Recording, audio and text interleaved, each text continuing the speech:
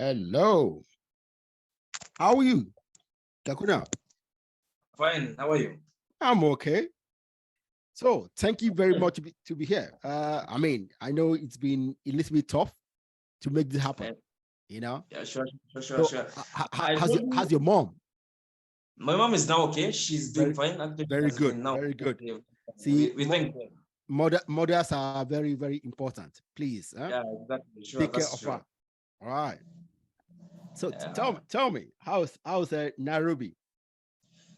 Yeah, I'm connecting with you from Nairobi. Nairobi is very okay. Yeah. Very good. We're enjoying the we are in the month of cold. It is drizzling and some cold, in the July. July Yeah. is getting, and then Mm. it's very cold. Yeah. The last time I was here, I was in Nairobi. That's oh my God. That's 17 years ago. 17 years ago. That's why you were in Nairobi. Yes. I was in Nairobi for nearly 3 months. That's okay. Yeah. Just before we logged in, I was listening to your president. I've been seeing him more and more making those speeches. You see, a friend of mine sent that video to me, so I said, yeah, he's making good speeches. The next level is what I'm waiting for. Okay, the negotiations and the implementations of those things he's talking about. That's where because yes, especially in the African context. That's mostly African context. Yes, speeches are great, but the negotiations and the implementations are the thing. That's where we have issues. So see, Gakuna, see, let's start. See, tell my audience who you are and what you do. Thank you so much, Ekene, for having me this evening. Thank you.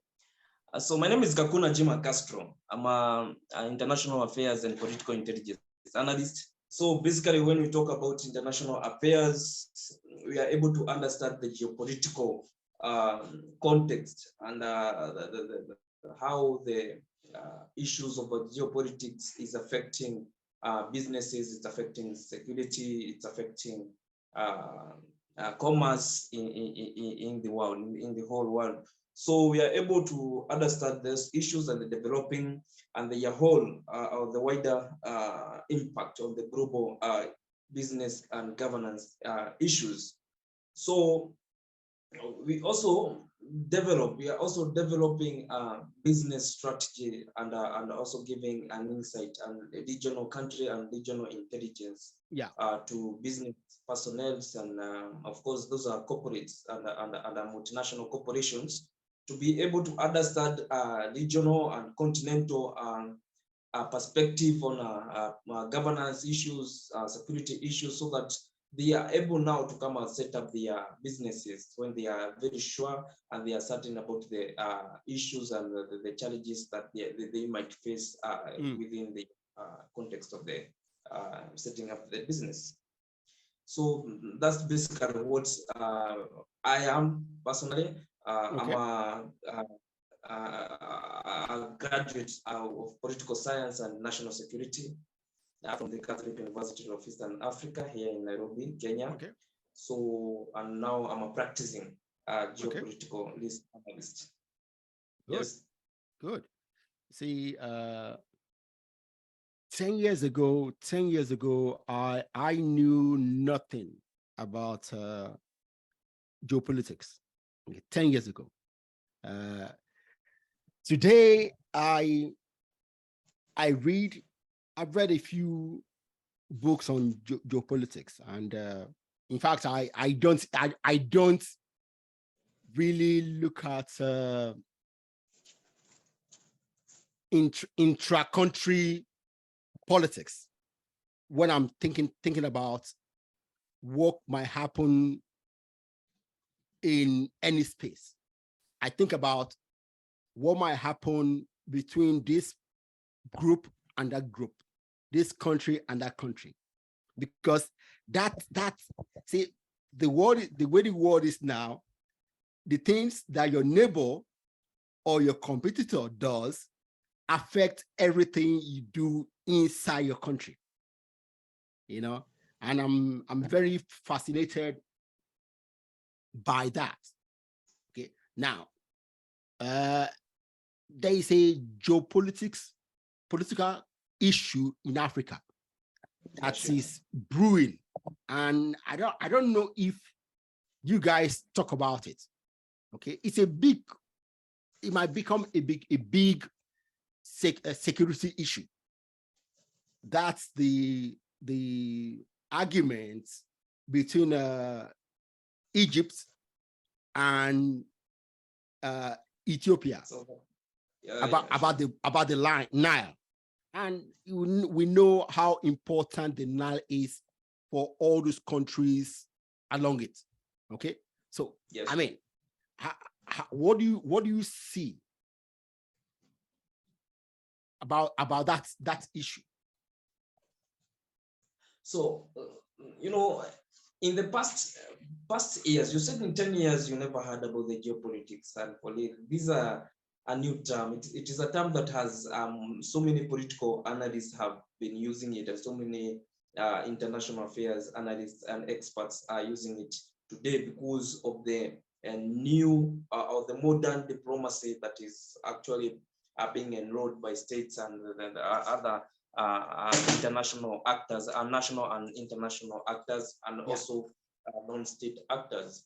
You see, geopolitics is basically it is international relations. Yes, it is diplomacy. That's it. Yeah, that's it. There's nothing new. It's only the name. So, but on this one, there is the context of locality, and the context of the geography. Of course, yes. It is the politics within a certain geography. And yes.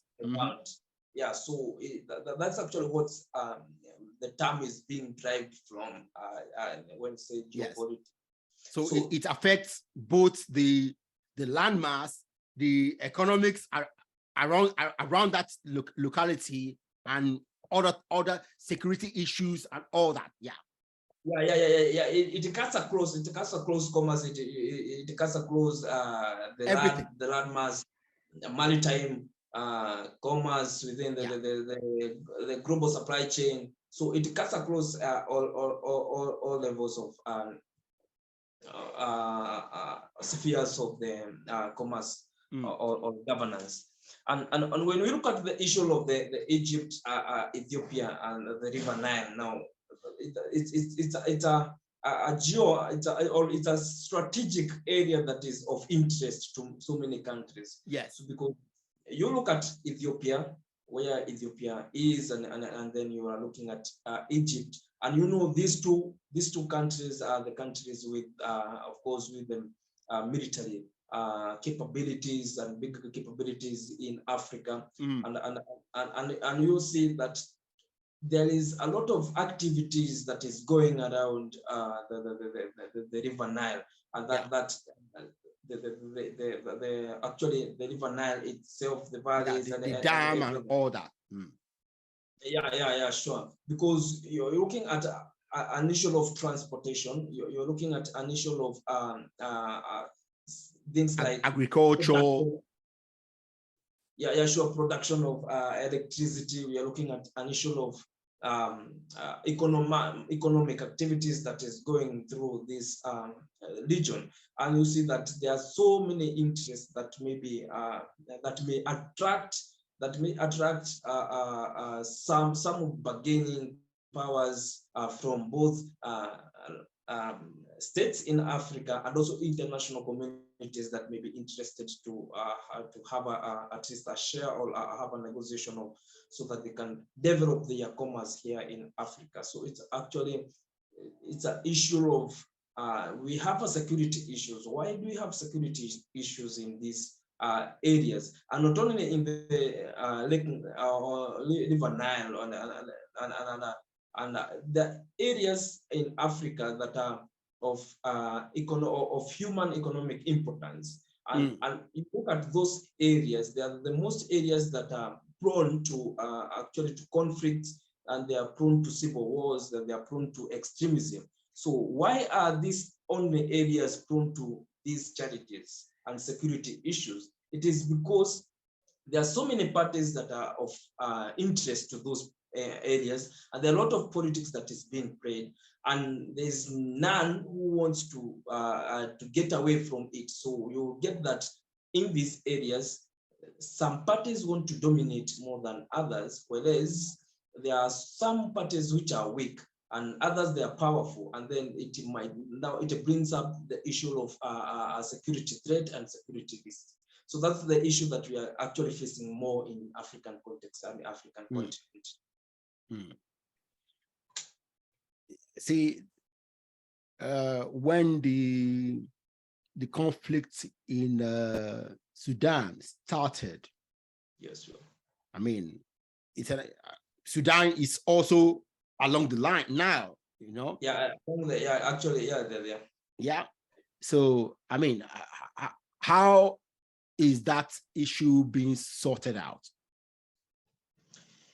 You see, issues of the most important is that there is flow of commerce within or within such areas, especially when there are areas of maritime interest. When there is maritime interest, water bodies, that is, because this is areas where much of the supply chain that it goes around, and commerce actually rotates around these maritime areas.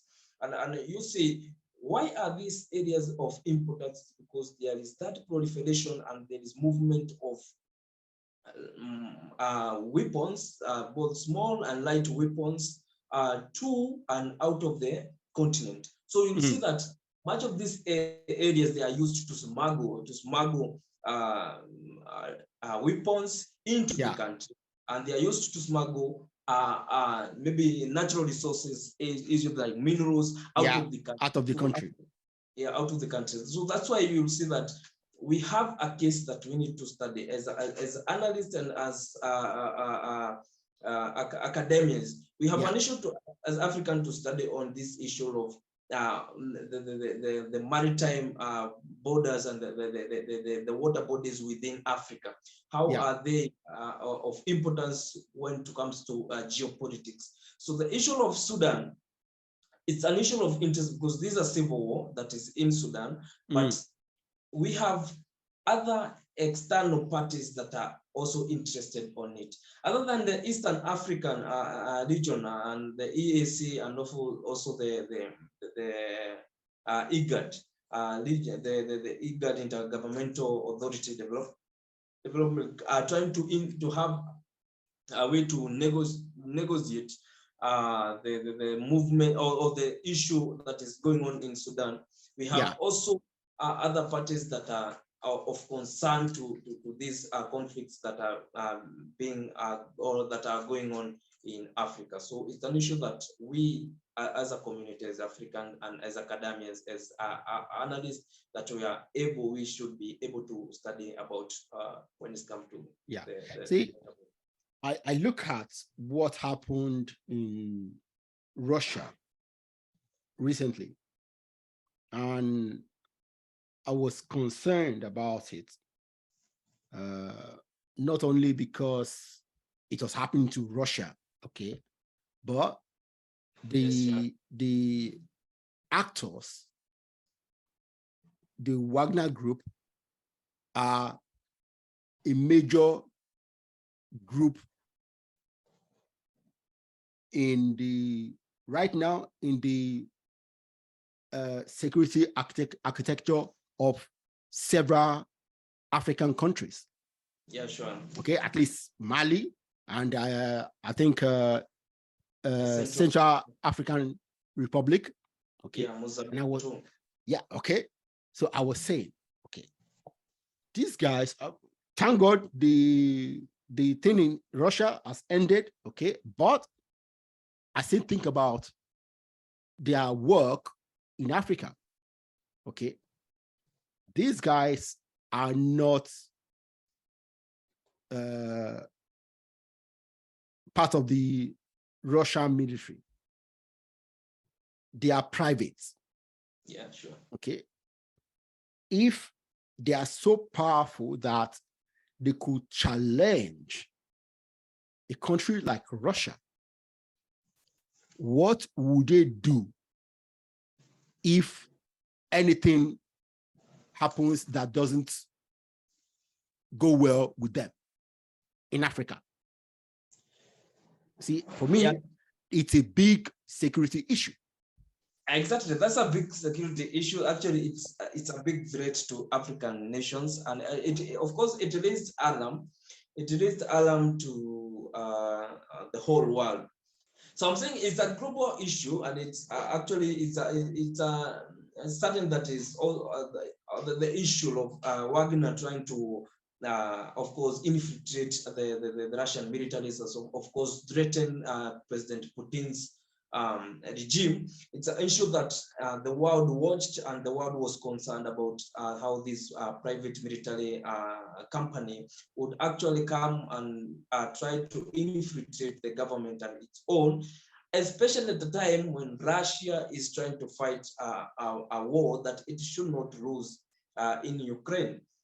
So that issue was, it raised a lot of eyebrows, because as an expert, we are concerned about how, or the impact of this Wagner Group and other private military companies that would stand on, or that would stand on the way of the president and person who has contributed to the growth and development.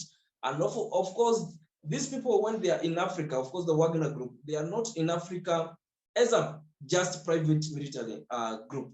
They are here sanctioned by the government of Russia, and they are advancing interests here in Kenya, in Africa. So when we see them threatening the Russian regime and the Putin's regime, we are much concerned and worried about what would happen if Putin and this man is called and the Wagner boss fall out. What actually would happen? What would happen if the demands of Wagner Group are not met by the Putin's regime? Does it mean now we shall be having a Russia which is polarized? And how would it impact Africa when it comes to security issues? Because much of when we see these private mercenaries, they are sent to battlefields where there are wars. And these people, they are in wars that they are advancing the Russia's interests here in Africa. What actually is happening when we see that? Of course, the Western media was so much aroused about it, because they are the people who actually informed the whole world about what's happening in Russia and what's happening between Prigozhin and Putin. And of course, now the Russian also, of course, out of Putin's speech and a press conference that he made, he said that that is like the Wagner Group, they are trying to overthrow the government, and it is on. And you know, that mutiny of the Wagner Group to the Russian military, of course, it's also still an issue and a threat to President Putin. Unless he is able to incorporate the soldier, the Wagner mercenaries, to the Russian military.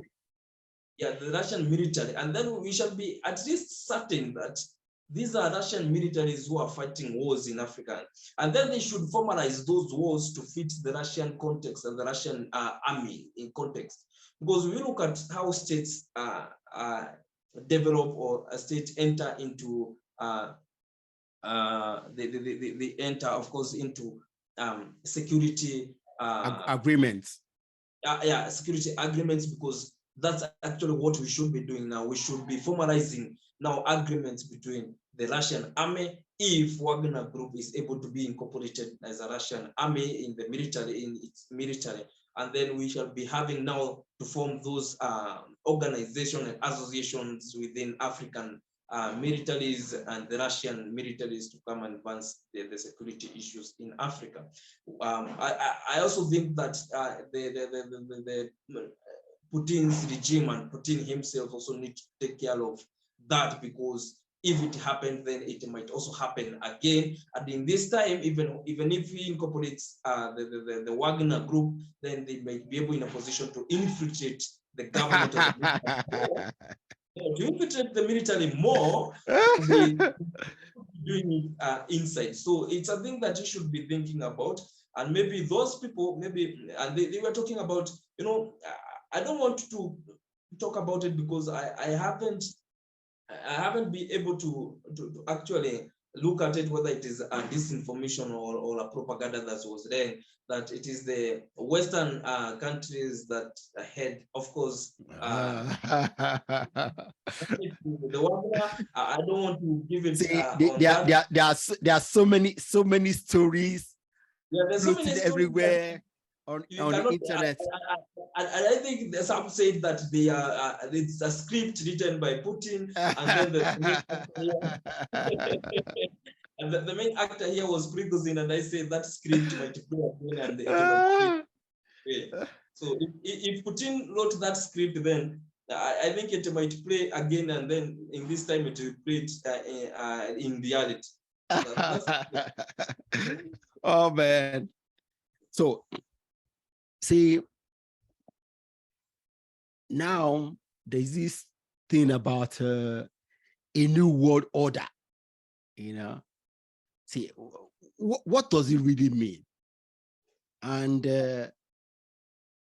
what do African countries need to do to make sure that Africa will not end up holding the bag, Yeah, sure. See, like your president said in the speech I listened to, that Africa needs to be at the table, because he has been told that if you're not at the table, you may be in the menu.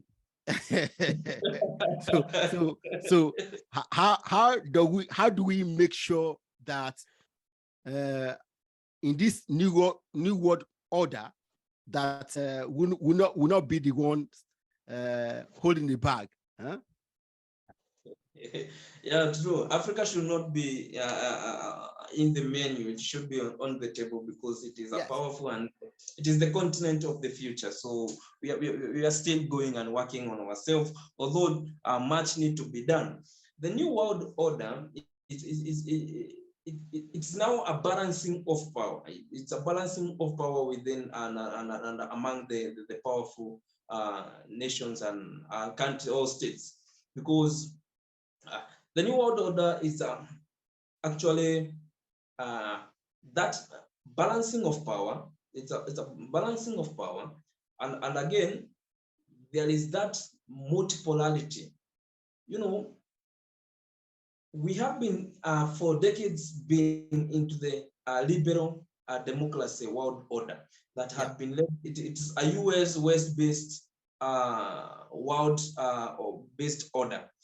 Unlike today that we have, and then we came to a multipolar, a bipolar, and then now we are in a multipolar world.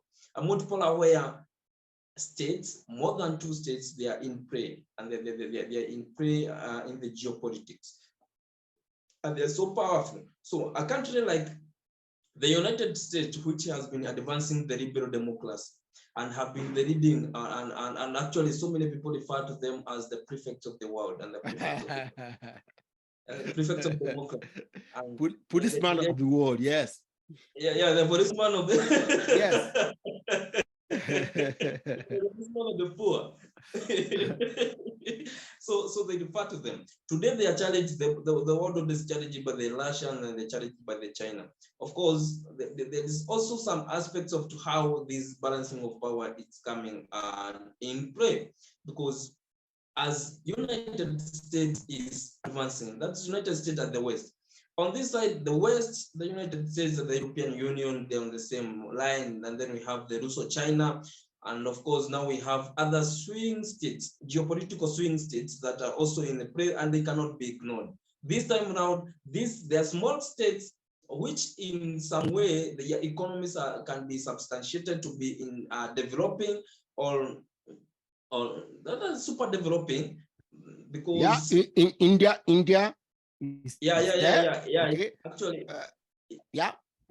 a country like India, we look at a country like India, a country like Turkey. Exactly, Turkey, yes. Yeah, the Gulf states, the Gulf states, and of course, you're looking at how Africa now today is giving, or it's giving actually the testimonies, and how Africans now it's talking, because you look at President William Samoei Ruto of Kenya, how he has been giving his speech in the international fora, yeah. audience. So you look at the president like Cyril Ramaphosa, who is today actually is the president of a global organization, which is BRICS, which is, of course, it's an organization which is challenging the liberal democratic world order, and it's. I don't want to say that BRICS is challenging because it's giving an alternative, because BRICS actually is giving an alternative, but the Western media and many West countries may view it as a challenge or as challenging. But I personally, as an African expert, I want to say that it's giving us another choice. An alternative, yes. An alternative, yeah, exactly, an alternative to these challenges that we have been facing. So that's actually what's been in the play, at the play for now. And you look at Africa, how is African actually situated, and how is Africa's strategic importance when it comes to geopolitics? How is Africa strategically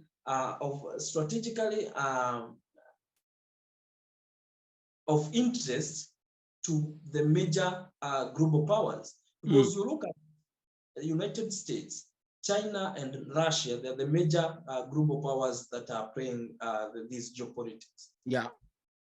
And we are looking at an issue like security, which has been advanced here in Africa. An issue like, and on this issue, the United States is the major player when it comes to issue of security advancement and security development in Africa. Yes. It is the major country that have been getting to agreement and to union and organization with African militaries, and they're forming the AFRICOM, the US Africa military organization. Yeah. And they're the people who have actually been trying to come to actually to cover up the African security challenges, and trying to work with African militaries to outdo extremism, yes, or extremism here in Africa. But today it's also challenged by Russia through the private mercenaries, Wagner.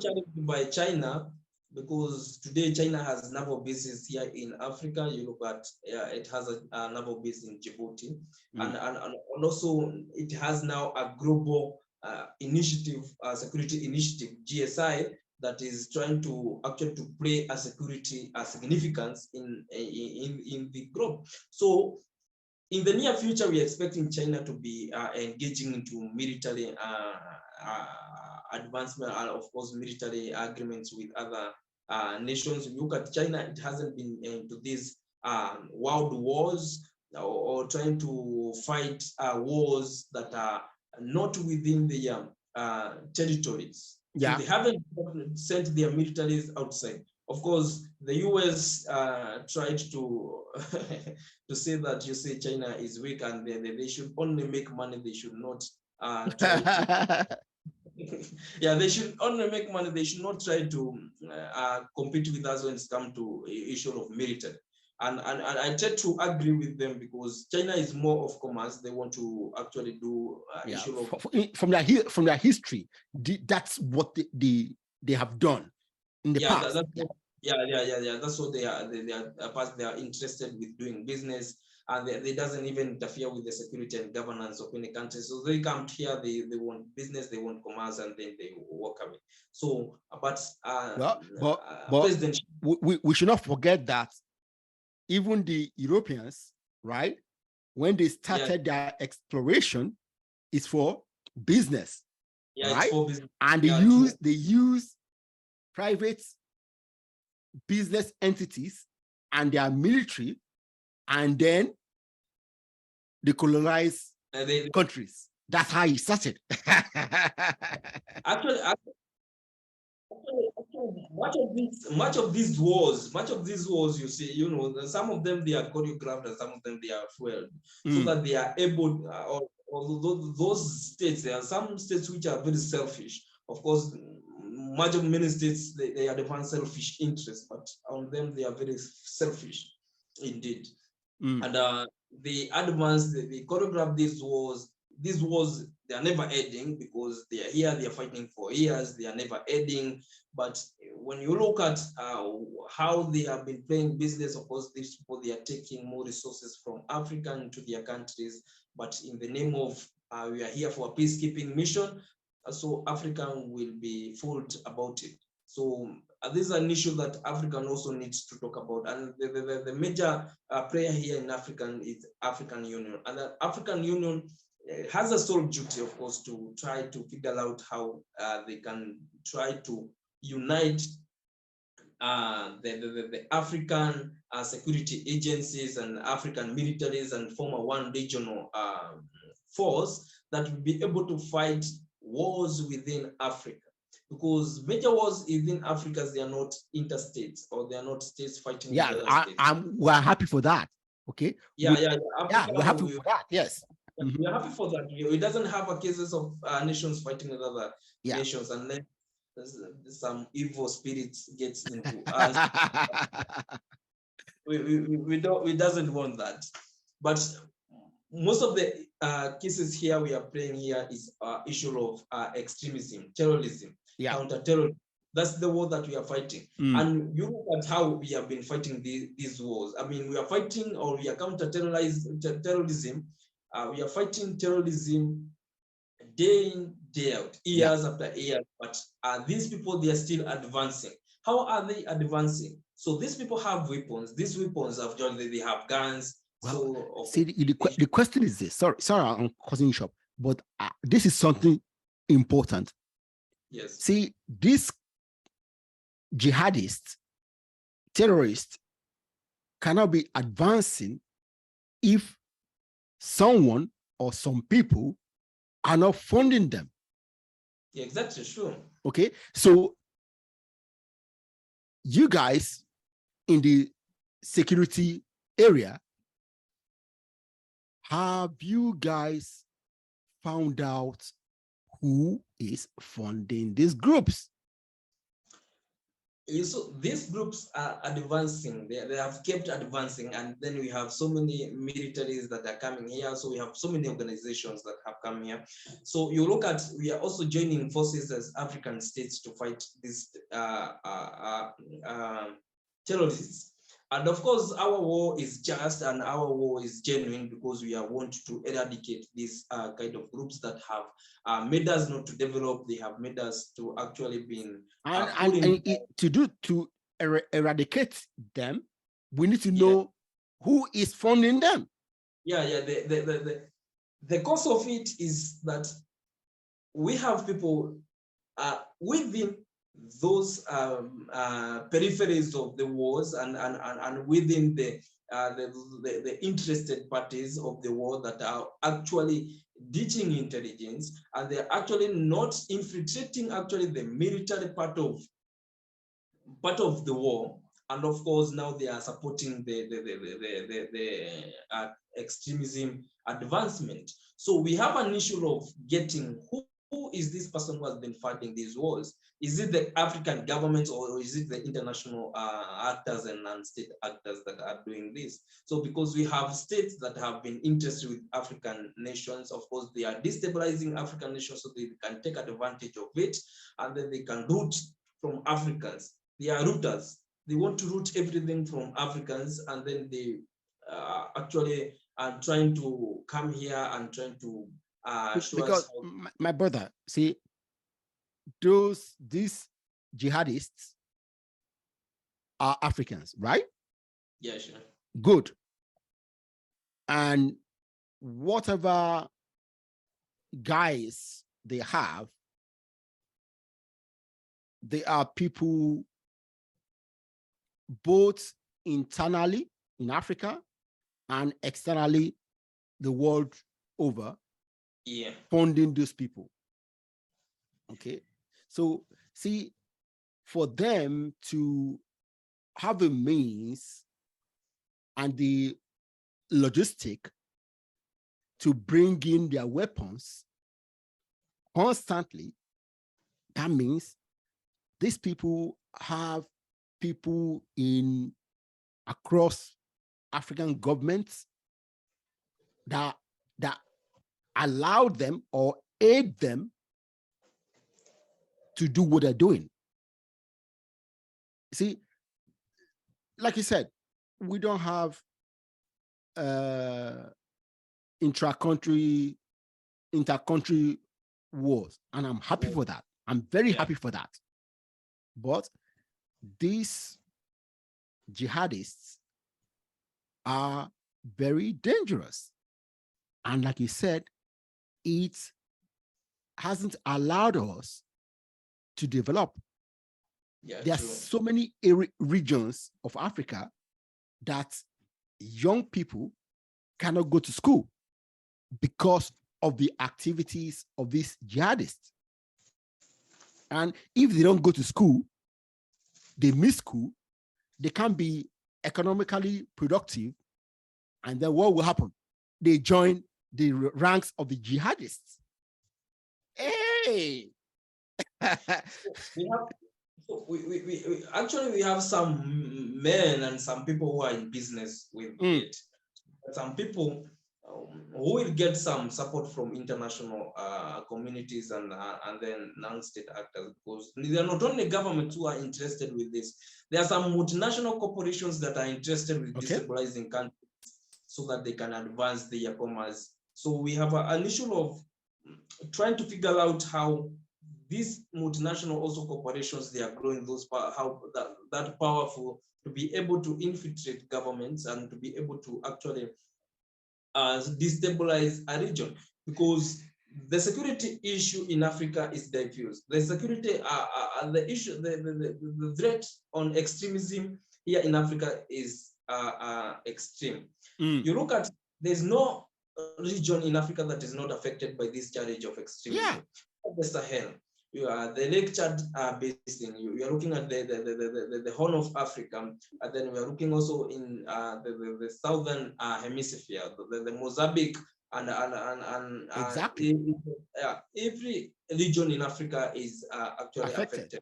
But who are the most affected countries? Is it countries with no natural resource? No. There are some countries with the much natural resources, the much war you will fight, the much extremism you will get. So those countries with natural resources, look at a country like Mozambique that have actually the lithium, the gold. Look at a country like Congo that is more rich of natural resources. You know, these countries, the full rich of natural resources, they're the countries that are experiencing more jihadism, more Islamic extremism. So it's an issue that we should, as Africa, try to figure out how are these extremism advancing. So, and how can we try to actually look on ways that we can be able not to, we can be able to eradicate this extremism. Does it mean that these weapons are made in Africa? Of course, so many governments in Africa, of course, they try to, they import their own weapons to fund their militaries. So much of them, the weapons these extremists are using, either one, they are smuggled into the continent, or they are part and parcel of the government of the regime that is actually some of the governments may want to destabilize their own countries so that they can be able to retain in power. It's true. that's the one way of retaining power. They destabilizing, they bring security issues so that they can take advantage of it and retain into power. So with this man of the big man syndrome, we also that thing of big man syndrome, we were watching about it because there are some people who want to maintain in power and they use all means to be to retain in power. We are developing countries, so we should be able to get out of that cocoon and comfort zone of fighting this extremism now and then. Because it's an issue of trying to get to the agenda of 2063 of the African Union of trying to fight this terrorism and getting an African is a secure space for Africans and also for enterprises that are interested to do business here in Africa. Yeah. Wow. Man. See, it's a big issue. You know, it's a very big issue. It's a large issue actually. It's very diverse, and actually we should contextualize about it. And if we are getting a genuine aid, we should get a genuine aid to try to eradicate this problem from our international communities, allies, and friends from the international communities. Well, yeah. See, you guys in the security and geopolitical space, you guys needs to be informing the rest of the country, the continent, about what is going on. See, like I told you at the beginning, I've read so many books on geopolitics. Okay, they're international, but every of these books hardly mention Africa. See, we're just some region in the world that don't mean anything in this analysis. And I'm sad. I'm so sad about it. Okay, but people like you should write books on African geopolitics. Yeah, see, there's so much going on.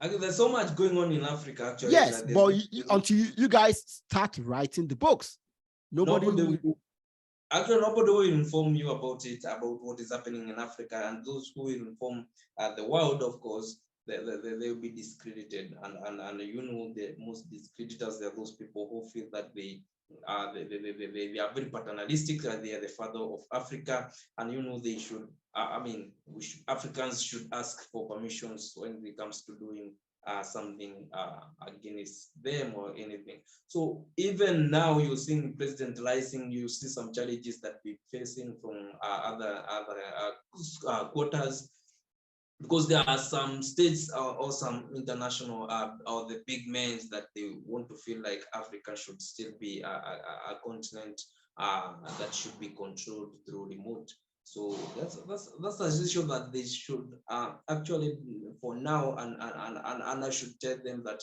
Africa has realized its potential, and as actually Africa is the continent for the future. And going forward, I don't. Yeah, that's clear. But what I'm saying is that African geopolitics, yes, in intra-Africa, okay, there is enough to write. See, if you write 2 books in the next 2 years, I will read them.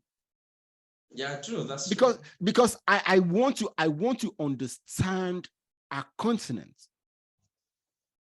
Okay, I want to understand the continent. And you guys who are in this space know so many things, interconnected issues in the continent. And I want to read these things. See, you can't get it listening to the news, because the news in any country is mostly focused on the other one country. Yeah. And then it has maybe 5 minutes of international stories, which doesn't concern the next African country. But see, if there's a book of that focuses on geopolitics in Eastern Africa, hey, then you guys have the opportunity to tell the story about how things have been going in East Africa for the last 50 years. Yes, true. Yes. Hey, actually, I'm giving you ideas, man. Yeah, there are people, you know, there are people who are informing Africans. You know, there are people who have been informing about Africans. Yeah, write it in a book. Yeah, friends of Africa, because you look at a person like PLO Lumumba, who is a Kenyan, yeah, an African patriot. He has been talking more about Africans and African advancement, and have been very cautious about Africa's and African relationship within the African countries, and of course with other continents and international players. So we also have a person who I like talking about, and the person who I look upon to, Professor John Mashaima. He's also a very, he's a professor in the United States, but he informs about Africans, and he's able to actually to educate others about how Africa is strategic. After this podcast, please send me his name. I want to see if he writes books. Because, he writes books. Because books are the I like to read books. So if he writes a book, I want to read it. He has written several books. Okay. So yeah, you the name and you'll be interested. Very much. Work. Yeah, sure.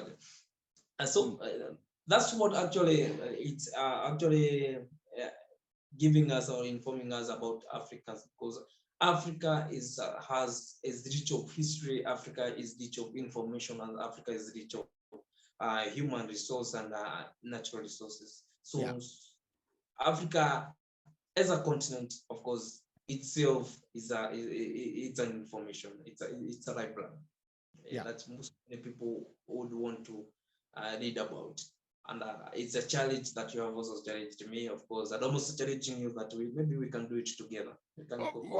Well, see, when it comes to geopolitics and security issues, I don't know much. I rely on you guys. See, I'm a consumer of information, you know, and I use it to think about things, you know. There are things that, of course, they might, but I don't believe that you can do nothing about it. There's something, of course, you can do, and maybe it's an issue of just trying to say, let's do this, and then we can be able to do it. Of course, we'll look at it. Yeah. Mm-hmm. Yeah. Right. Yes.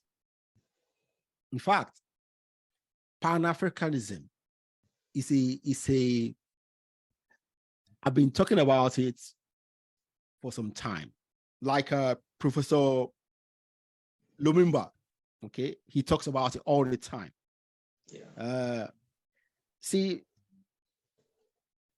the point is this. Is it feasible?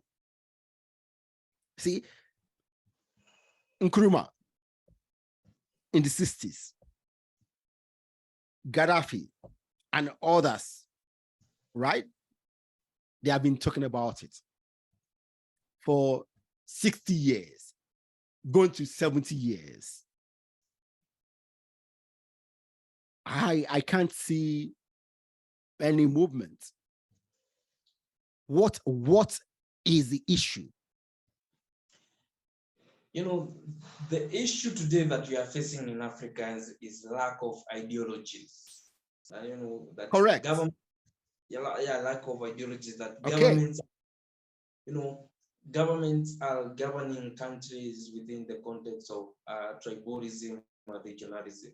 but we lack the binding ideologies within African. And what is the African idea? What is the African thinking?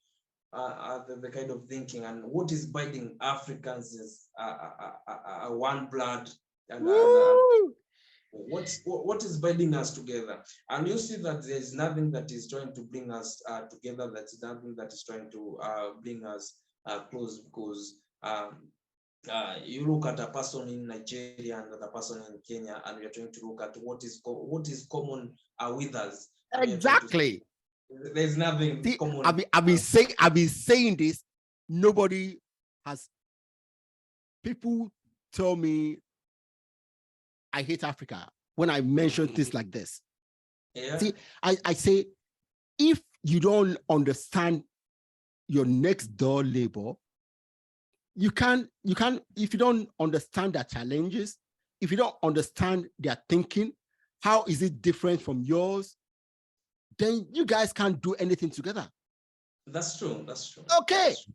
See, but if I give an example, because if you look at people or Africans living in the United States or Africans living in outside the continent, you'll feel that these people, they are actually, maybe they are together, and they are more they are more attached to each other because they are Africans in the name of just Africans. But when they come back home, exactly, we are at home. Yeah, I'm a Nigerian, and then you are Kenyan. Exactly. There's nothing exactly that we can be doing together. So them they are together because they have that feeling and the sense of feeling that Africanism.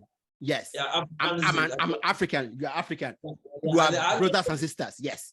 Probably, other than you'll feel that this person is a Nigerian and I'm a Kenyan, and I mean, those people, I'm an African, you're an African, so we can eat together.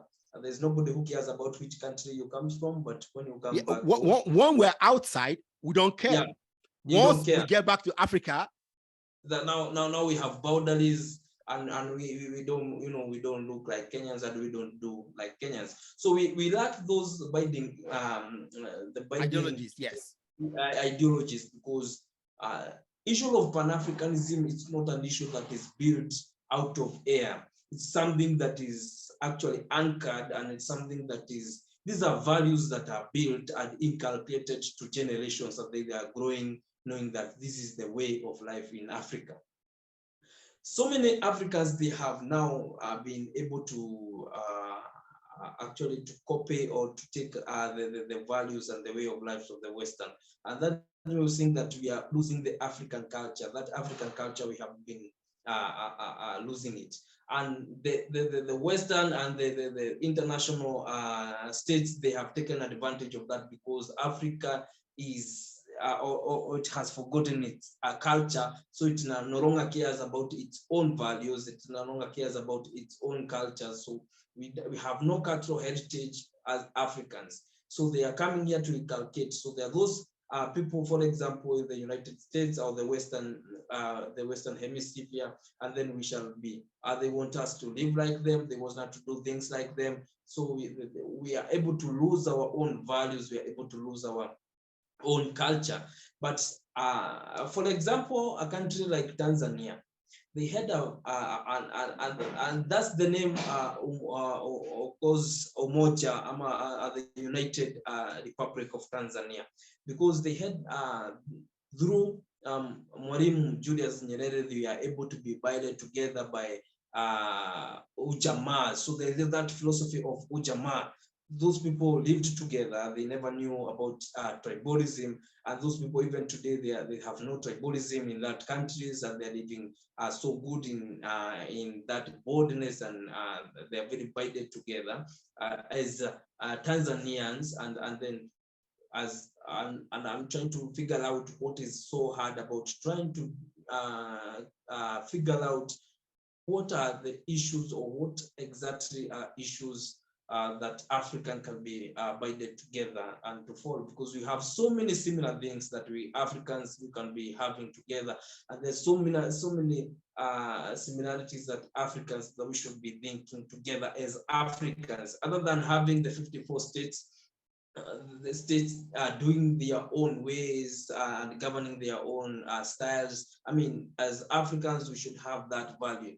Although we should be having those states, then we should be having, of course, some issues which are, of course, should be underlined, and the underlined, of course, also being highlighted in each and every state's constitution, if they're the constitution governing states, so that we are able to follow up on those issues. And then these issues should be actually been drawn down back to generations from those students in people's learning in primaries and secondary and then to universities, so that we are able to have a value-based African communities, a value-based African society. So that's exactly what we should be thinking about. I hear you. I hear you very well. Okay. See, like when you started, you talked about not having a binding ideology. Yeah, true. That is very true. One. But the reason, one reason why it's extremely difficult to have a continent-based ideology. See, when we come out of Africa, we see ourselves as Black men or women. Yeah. Okay? Yeah.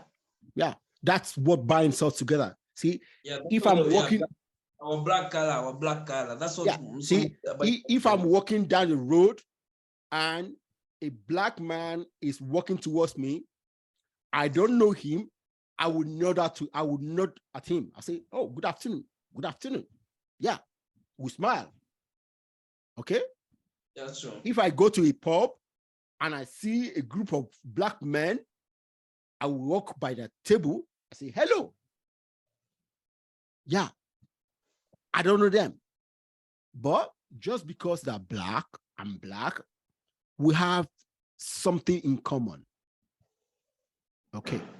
Now, outside that, when we come to the continent of Black, full of Black people, we don't have that difference that will bind us when we are outside Africa. Then we need to have something bigger than our color. We need to have a shared value, shared stories, shared culture. And that is the problem with Africa, because Africa is so diverse. We have more than 22,000 languages in that continent. Yeah. We have over 3,000 tribes. Good. So, see, President Nyerere of Tanzania did a great job. Yeah, true. By binding everybody of Tanzanian descent to a particular ideology that has allowed them not to think about tribe. Other countries didn't do that. See, in any country you go to in Africa, there's a brewing undertone of tribalism. That's true. Fact. Okay. So, see, we have differences between, see, me as a Nigerian, you as a Kenyan. If we start talking about our individual cultures, you will see, yes, as human beings, you have something in common. But I will tell you, you might see that we're so far apart. And I will say this to you. You might find that the biggest similarity between you and me is not anything about our African culture, but English and the books and the books you read, and the books I read. That may be the biggest binding factor for us. Yeah, true. See, Africa is big. In fact, I'm not even talking about North Africa. See, I will say this here today. North Africans do not see themselves like the rest of Africa. Yeah, true. That's true. See, their history is so different. It's different from their history is so different from the rest of Africa. Also, the other challenge is that you look at areas. Of course, Africa is also actually divided into in the colonial boundaries, other than having those independent states. Of course, we have regions. You look like the Commonwealth countries. Of course, they are still under the British organization, and they want to be a cartel, that they want to be cocooned. Of course, they are still under the feathers of that the British Empire.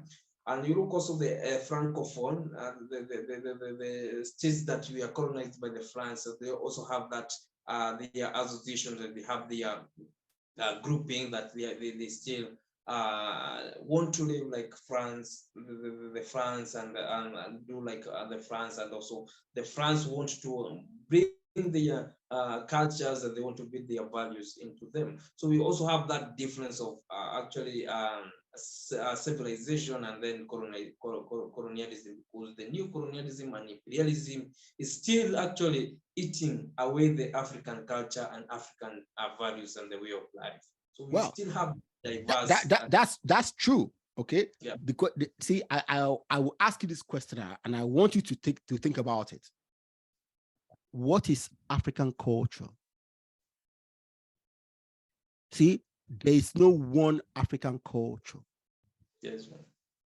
See, until we realize how deep. See, the only thing that binds us together is color of our skin. Yes, true. Okay, that is truth. See, when we start talking without our corona experience that made you speak English today and I speak English today, we are very, very different. Sure, see, that's true. That is the truth. And see, and people, Africans, do not want to understand, do not want to even think about it. When you say this to them, they will say you are anti-African. No, yeah, I'm trying to tell you, we have things to talk about. And until we talk about those things, until we understand it, until we start looking, oh my God, okay, we may never become that one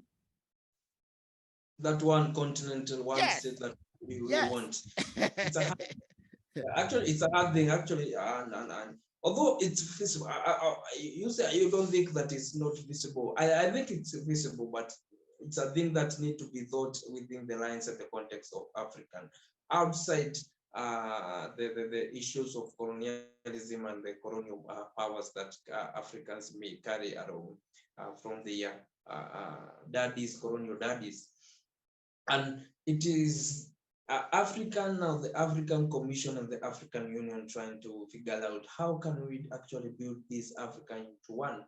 Because building this Africa into one is trying to bring up all the leaders and the estates and all African that's the problem. Trying to build us into one on a political basis. Yeah. And this is a thing of trying to get into policy now. Here we now employ the policy advancement personnel. You are trying to look at policies that cannot affect, that they affect positively all Africans, and they never affect any African negatively from any corner. It's not possible. There's no such policy anywhere. Yeah, there's not such a policy. I'm trying to look at. We doesn't even have such a structure that we can be able to incorporate African policies that you see, there are policies that are made in the African Union Assembly, but these are policies, they are not trickled down into independent states and for states to actually discuss them and try to actually adopt such policies in each and every state, because these policies are actually discussed and they are shelved in the headquarters of the United the African Union. African Union. So they always be discussed when the African Union is meeting, but these people, the African Union agenda is still not trickled down into the people, because you ask people here in Kenya who are living in the villages, they doesn't even know about the African They don't even know about it. About it, and then that's what to tell you, that African Union has a duty and a role, as well as the independent government, to ensure that people are learning more and they are being able to be educated about the African values and the African kind of leadership and the values and the vision that African Union carries ahead. See what you just talk about, huh? Because we have so diverse cultures. Okay. Yes. Once we understand and acknowledge that we are very different, then we sit on it at the table and say, what values do we want to adopt? Yes. And have them written down and agree on them. Yes. Okay. So you can keep your culture in your local in Kenya. I keep my culture in whatever, but we have shared values that will now teach each of our children, no matter where they come from. We teach them that value. True. And then they can go anywhere in Africa and they will meet people with the same values. See, exactly. Yeah.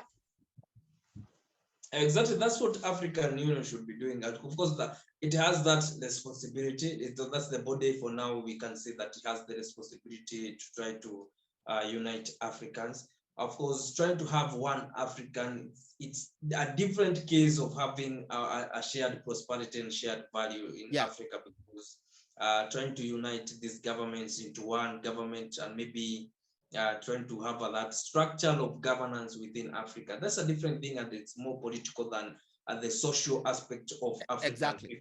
Because we should now deal, as well, as much as we maintain the independent states of Africa, then what are the social the social values of Africans that we are living in? Because trying to unite the political units of Africa, then it gives now the hardest thing. And I think so many people want to resonate on the political units, trying to navigate around the political units, but we should also look at the social aspect of Africa, because it requires trying to have policies that are uniting Africans in the level of the social aspect and social unity within among Africans. Yeah. See, once we have shared values, enacting policies in the different countries that are alike would not be difficult, because we share the same values. That's true. Yeah, that's it. And actually, that should be discussed outside looking at Africans trying to build a one political unit as an African United States of Africa. I mean, we can still have an African value, and as we are trying to build up that African empire and having a one ruler in Africa. Yeah, that's a different case. Wow, Gakuna, it's been interesting to talk to you. So tell me, what's your vision for Africa in the next 20, 30 years time? Well, let me say I'm one person who is a Pan-African, and I love my continent as much as I love my country, Kenya. Africa is a continent that, I will repeat it again, is a continent of the future. You know, there's nobody who want to ignore Africa. Even the big players, the daddies of the world, they doesn't want to ignore Africa. They are all in Africa. That's true. They're all here competing in Africa. They're trying to actually romance Africa into either of their sides. So Africa is the beautiful lady here, and is the lady, of course, to determine the side and the person to go with. So we have the eastern, the east, and the East Asia, and we have the west. So it's us. And I don't think, even when we talk about the global south, so many people think about Africa, because Africa is the continent that it has shown resilience in development, and have impacted growth and in the world, because any state and any developed state want to trade with Africa and want to relate, to have good relationship with Africa. And of course, they are also coming to us so that we can always be supporting them in the United Nations. So we are that powerful. We are that powerful. It's only that Africa has not been able to know its power, and of course we have different leaders, that's the political leaders, different presidents, of course, who will go outside there. Maybe they have also different interests for their states. So that's why we'll find ourselves, we are divided and scattered, and even when we reach the international table, because of the different interests amongst our leaders and our states. But I see Africa as one of the major player actually in the multipolar world that we are in today, because it is the African states, or the global south itself. It is the continents. Here we are talking global South Africa and the Latin America, and the continents that we are trying to actually be the adjudicators, and not the adjudicators. Actually, we are trying to determine who carries the day. Is it the also China, or is it the West, the US and the EU together? So that's kind of, I think they are trying to actually trying to woo each and every country into its global world order, because now we have the Russia and China trying to ask African countries to join in the world order and trying to join the BRICS. And then we have the European Union and the United States trying now also to maintain the status quo of advancing the liberal democracy. So it's a thing of how do I see Africa? Where do I see Africa?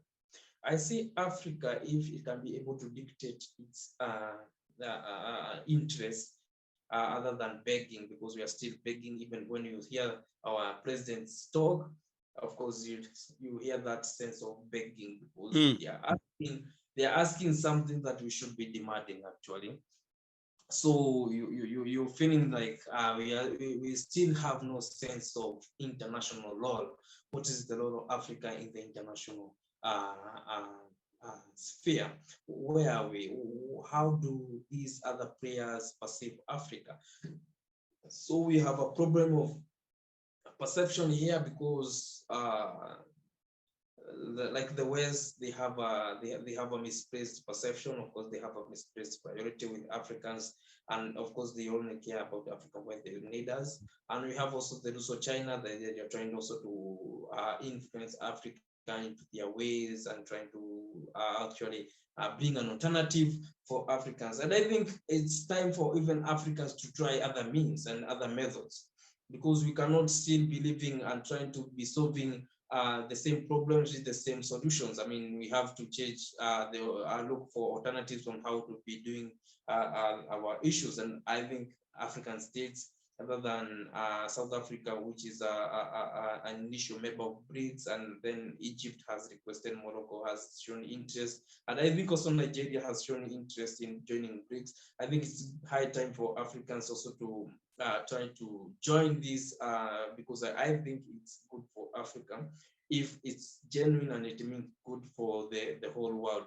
I think because they are also bringing up the, Africans, we're also talking, the President William Ruto of Kenya tried to, is brought about the issue of trying to change the monetary institutions, the world monetary institutions. Yeah. And then BRICS has brought an alternative of the new development bank. So how do we get to that? Because can we leave those paternalistic organizations, the international organizations, which are very paternalistic, of course, they are actually asking more than they are giving us. And then we can join maybe the new World Bank, the New Development Bank, and the new other international organization, because I believe these organizations, these balancing of power and the new world order will bring up more and more international organization. And you hear of Russia actually even being banned to international organization like the World Health Organizations, the World Trade Organization, and you think that even BRICS, maybe they come up or they build up such international organizations, and then we shall be having other alternatives. So it's a thing of thinking of African should be actually be able to be independent on its own. It should be able to solve the problems within its own means, and of course trying to live within its own means, so that we can be able actually to drive our economies within what means that we have, because we are being or we are living in a life that is not African, because so many things are happening through other states, or we have godfathers that are actually trying to navigate within the African regimes, and actually even the policies that African states, independent states, they are passing through, although they pass through their parliament, it's because there are some demands that have been asked by some international communities to be complemented here in Africa, so that they can take advantage of that. So African, we should first of all think of having good governance. I mean, that's one challenge that we are facing, because we have so many poor governance that is actually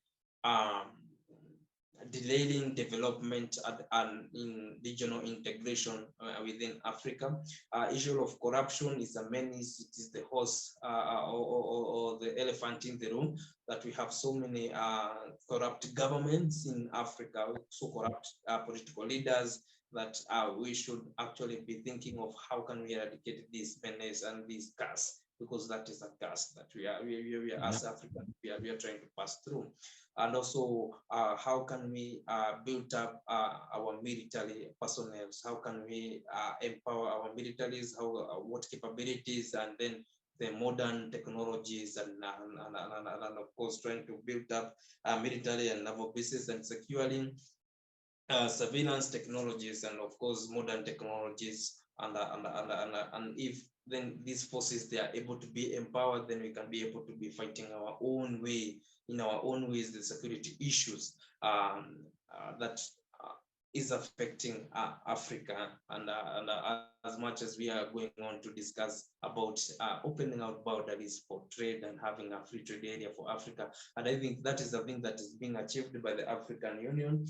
The free trade area, the African free trade area, that's a good move. It's a good development for Africa. We need such actions and policies to be passed through and passed to the independent states, and also for opening up the air and water borders and the air spaces for Africans to actually enjoy, do business, and then trading. So Africa is I have a big hope for Africa, but if it has the right people and the right people to advise these big offices, so that you can take forward. Yeah. Wow. Gakuna, nice to speak to you today. You have been a great guest of the Think Big for Africa Africa podcast. Thank you very much. Thank you so much, Ekene, for having me. I'm so grateful. And then let me say that I'm honored to be here with you, and of course, honoring this invite. And it's a pleasure. It's a pleasure. And we shall keep talking. And Africa, yeah, oh yeah, oh yeah. Africa is our continent. We love Africa, and they should know that we are strategically placed, and we're strategically thinking about how we can build our own Africa, rather than depending on those godfathers. Yeah. Take care, man. Bye bye. Thank you so much. Bye bye. Thank you.